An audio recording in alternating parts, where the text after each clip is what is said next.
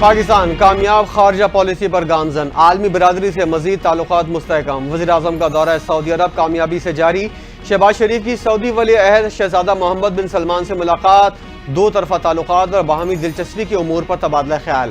پاک سعودی سرمایہ کاری اور تجارتی امور پر گفتگو، دونوں رہنماؤں نے پاک سعودی عسکری تعاون کو فروغ دینے پر اتفاق کیا۔ Army chief general Asim Munir بھی وزیراعظم کے ہمراہ تھے۔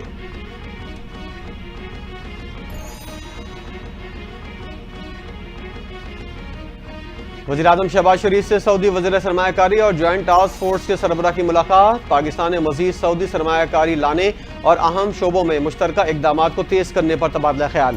وزیراعظم کا سعودی سرمایہ کاروں کو سہولت فراہم کرنے کے لیے پاکستان کے عزم کا اعادہ، دونوں فریقوں کا پاک سعودی اقتصادی شراکت داری کو مزید مستحکم کرنے پر اتفاق۔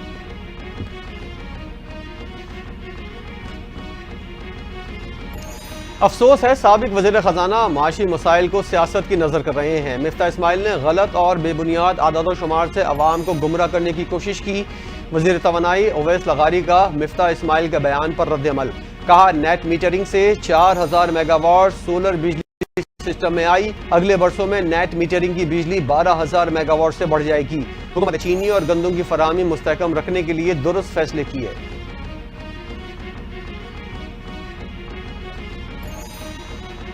ماضی میں شہباز شریف بانی پی ٹی آئی کی حکومت پر تنقید کرتے تھے، اب وہی کام خود کر رہے ہیں۔ کہتے ہیں آٹا سستا کر دیا لیکن گندم کو مہنگا کر دیا۔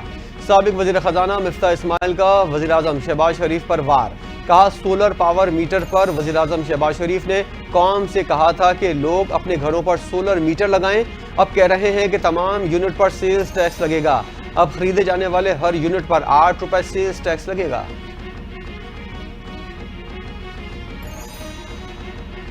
عدالت بانی پی ٹی آئی کو رہا کرتی ہے تو حکومت کو کوئی اعتراض نہیں۔ بانی پی ٹی آئی کو حکومت نے نظر بند نہیں کیا، وہ اپنے مقدمات کی وجہ سے جیل میں ہیں۔ وزیراعظم کے سیاسی مشیر رانا ثناء اللہ کا کہنا ہے بانی پی ٹی آئی اپنی ضمانت ہائی کورٹ یا سپریم کورٹ سے کروا سکتے ہیں۔ پختونخوا میں آپریشن ہو رہا ہے، انٹیلیجنس بیسڈ آپریشن کبھی نہیں رکے۔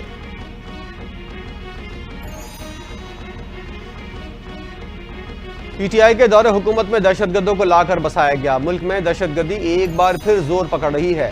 طلال چودھری کی نیوز کانفرنس، کہا بانی پی ٹی آئی نے ایک ہفتے بعد جعفر ایکسپریس واقعے کی مذمت کی۔ بانی پی ٹی آئی نے انٹیلیجنس اداروں کی ناکامی کی بات کی۔ وزیر اعلیٰ پختونخوا قومی سلامتی اجلاس سے متعلق کنفیوژن پیدا کر رہے ہیں۔ وزیر اعلیٰ کے پی اگر دہشت گردوں کے خلاف کھڑے نہیں ہو سکتے تو ان کے دوست نہ بنے۔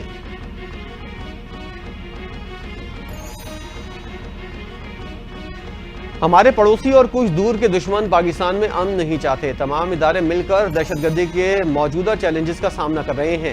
لیگی رہنما طارق فضل چودھری کی نیوز کانفرنس، کا گزشتہ 20 سال سے دہشت گردی کے چیلنج سے نمٹ رہے ہیں، ماضی میں دہشت گردی کا مکمل خاتمہ کیا، آج پھر دہشت گردی سر اٹھا رہی ہے۔ موجودہ حالات میں قومی اتفاق رائے کی ضرورت ہے، ملک دشمن قوتیں پاکستان مخالف ایجنڈے پر عمل پیرا ہیں۔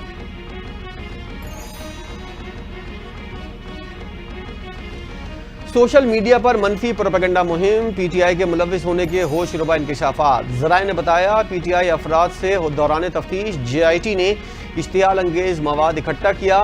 یہ مواد پی ٹی آئی قیادت کی ریاست مخالف سرگرمیوں اور پروپیگنڈے کا ثبوت ہے۔ ریاست مخالف سرگرمیوں میں پی ٹی آئی قیادت کے قریبی رشتہ دار ملوث پائے گئے۔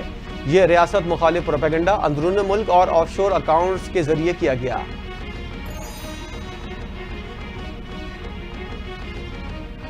علیمہ خان سمیت 17 افراد دوبارہ طلب، جے آئی ٹی کا تمام افراد کو 21 مارچ کو پیش ہونے کا حکم۔ طلب کیے گئے افراد سے سوشل میڈیا پر منفی پروپیگنڈے سے متعلق پوچھا جائے گا۔ نوٹسز جاری ہونے والوں میں فردوس شمیم نقوی، خالد خورشید، اسلم اقبال، حماد اظہر شامل۔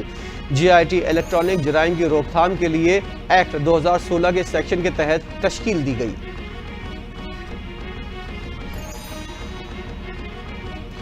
الیکشن کمیشن آف پاکستان میں اعلیٰ سطح کے تبادلے، شریف اللہ کو صوبائی الیکشن کمشنر پنجاب، اعجاز انور چوہان کو الیکشن کمشنر سندھ تعینات کر دیا گیا۔ شریف اللہ پہلے صوبائی الیکشن کمشنر سندھ جبکہ اعجاز انور الیکشن کمشنر پنجاب تھے۔ رپورٹ کے مطابق صوبائی الیکشن کمشنر بلوچستان محمد فرید آفریدی جوائنٹ صوبائی الیکشن کمشنر پشاور ہوں گے۔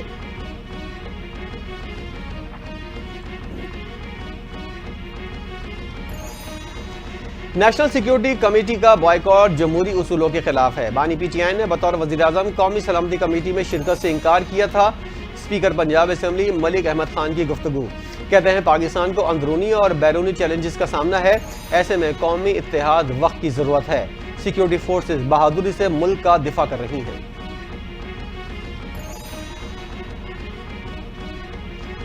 خیبر پختونخوا کو کئی سیکیورٹی چیلنجز کا سامنا ہے، ہمیں سیکیورٹی سے متعلق پالیسی بنانے کی ضرورت ہے۔ گورنر پختونخوا فیصل کریم کنڈی کا تقریب سے خطاب، کہا پاکستان میں 70 سے 80% دہشت گردی افغانستان سے ہوتی ہے، طویل عرصے سے افغان مہاجرین کی میزبانی کر رہے ہیں، اب وقت آ گیا ہے کہ افغان مہاجرین اپنے ملک میں آباد ہوں۔ خیبر پختونخوا میں کسی صورت آپریشن کی اجازت نہیں دیں گے، جتنے دہشت گرد مارے جا رہے ہیں افغانستان سے اتنے مزید آ رہے ہیں۔ وزیر اعلیٰ پختونخوا علی امین گنڈاپور کا بیان، کہتے ہیں اندازے کے مطابق 9,500 سے 11,500 کے قریب جنگجو ہمارے علاقے میں آ چکے ہیں، عوام ساتھ ہوں اور نیت صاف ہو تو ان سے نمٹ لیں گے۔ سلامتی کمیٹی کے اجلاس میں بانی پی ٹی آئی سے متعلق کوئی بات نہیں ہوئی، آگے بڑھنے کے لیے بانی کو رہا کرنا ہوگا۔ ٹیکس چور اور کرپٹ لوگ کبھی قومی یکجہتی قائم نہیں کر سکتے۔ شریف خاندان کا فرزند حسن نواز لندن میں بھی ٹیکس ڈیفالٹر قرار پایا۔ مشیر اطلاعات پختونخوا بیرسٹر سیف کی کڑی تنقید، کہا شریف خاندان بین الاقوامی سطح پر ٹیکس چور ثابت ہو رہا ہے، برطانیہ کے سخت قوانین کے باوجود بھی یہ ٹیکس چوری سے باز نہیں آئے، آدھا خاندان لندن میں اور آدھا پاکستان میں ٹیکس چوری میں مصروف ہے۔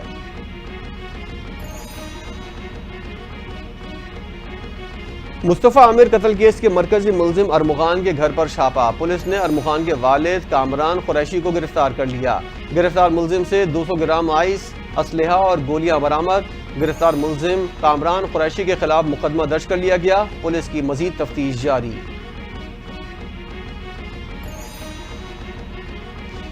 جیل میں ملاقات کرنی ہے تو پہلے ایڈوانس بکنگ کروا لیں۔ آئی جی جیل خان آزاد کہتے ہیں قیدیوں سے ملاقاتیوں کو اب زیادہ انتظار نہیں کرنا پڑے گا، شہری طے شدہ وقت سے 15 منٹ پہلے آ کر بروقت ملاقات کر سکیں گے۔ جیلوں میں ویڈیو کالز کی سہولیت بھی برقرار، صرف ڈکیتی، قتل اور دہشت گردی میں ملوث قیدیوں کو ڈیوڈی میں ملاقات پر پابندی ہوگی۔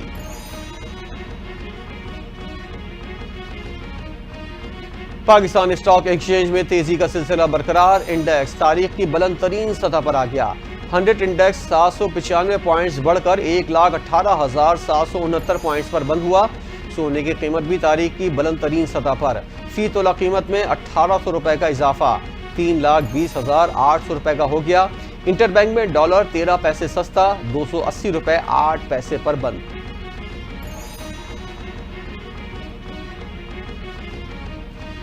وزیر اعلیٰ سندھ نے کراچی کے مسائل پر پورٹل بنوا لیا۔ وزیر اعلیٰ سندھ کی زیر صدارت کراچی کے مسائل سے متعلق اجلاس، شہر کے بنیادی مسائل، غیر قانونی پارکنگ اور روڈ کٹنگ کے معاملات پر غور۔ وزیر اعلیٰ کی اسسٹنٹ کمشنر اور ڈپٹی کمشنر کو مسائل کی تفصیلات پورٹل پر اپلوڈ کرنے کی ہدایت۔ رمضان کے دوران سیکیورٹی اور ٹریفک مینجمنٹ کے لیے پولیس گشت بڑھانے کی ہدایت۔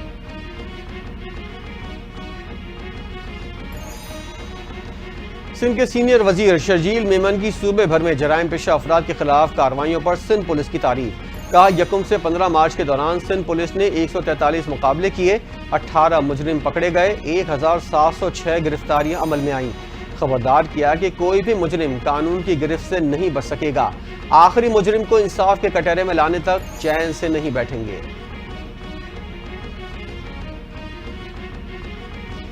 23 مارچ کو یوم پاکستان پریڈ محدود پیمانے پر روایتی جوش و جذبے سے منانے کا فیصلہ، رمضان کی وجہ سے پریڈ کو محدود پیمانے پر منعقد کیا جائے گا۔ پریڈ میں تینوں مسلح افواج کے دستے شرکت کریں گے۔ یوم پاکستان کی پریڈ ایوان صدر کے احاطے میں ہوگی۔ صدر مملکت یوم پاکستان کی تقریب کے مہمان خصوصی ہوں گے۔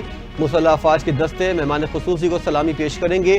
پاک فضائی کے طیارے فلائی پاسٹ کا مظاہرہ کریں گے۔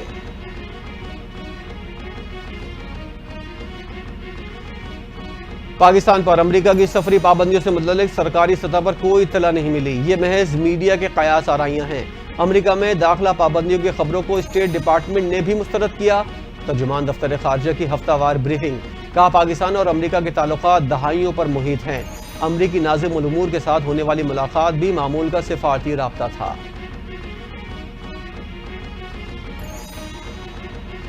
بانی پی ٹی آئی سے متعلق سوال پر امریکی محکمہ خارجہ کے ترجمان نے رد عمل دینے سے انکار کر دیا۔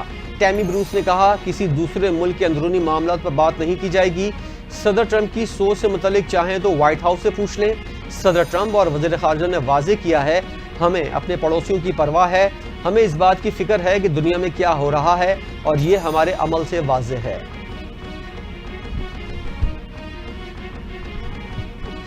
اور پی سی بی نے چیمپئنز ٹرافی کے انعقاد سے پاکستان کو مالی نقصان سے متعلق بھارتی میڈیا کے رپورٹ پر رد عمل دے دیا۔ Adviser chairman P C B Aamir Mir نے پریس کانفرنس کرتے ہوئے کہا چیمپئنز ٹرافی کے لیے سارا خرچہ آئی سی سی نے برداشت کیا۔ پی سی بی کو چیمپئنز ٹرافی سے 3 ارب روپے منافع ہوا۔ دنیا کے امیر ترین بورڈز میں پی سی بی کا شمار ہوتا ہے۔